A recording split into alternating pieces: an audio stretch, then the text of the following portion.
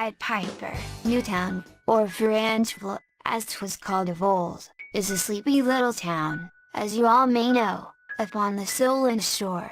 Sleepy as it is now, it was once noisy enough, and what made the noise was rats. The place was so infested with them as to be scarce worth living in. There wasn't a barn or a corn rick, a storeroom or a cupboard, but they ate their way into it. Not a cheese but they gnawed it hollow, not a sugar puncheon but they cleared out. Why, the very meat and beer in the barrels was not safe from them. They'd gnaw a hole in the top of the tun, and down would go one master rat's tail, and when he brought it up round would crowd all the friends and cousins, and each would have a suck at the tail.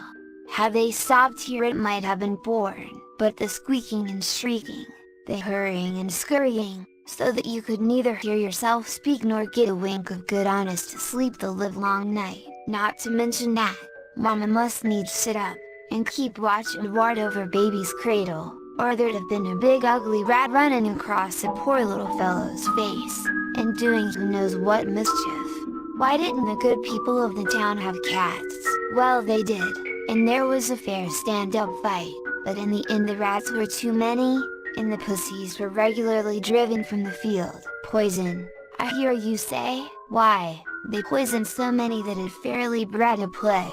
Rat catchers. Why, there wasn't a rat catcher from John O'Groat's house to the land's end that hadn't tried his luck. But do what they might, cats are poison, terrier traps. There seemed to be more rats than ever, and every day a fresh rat was cocking his tail or pricking his whiskers. The mayor and the town council were at their wits' end, as they were sitting one day in the town hall racking their poor brains, and bewailing their hard fate. "Who should run him but the town beadle, please your honor," says he. "Here's a very queer fellow come to town, I don't rightly know what to make of him." "Show him in," said the mayor, and in he stepped. A queer fellow, truly, for there wasn't a color of the rainbow but you might find it in some corner of his dress, and he was tall and thin, and had keen piercing eyes.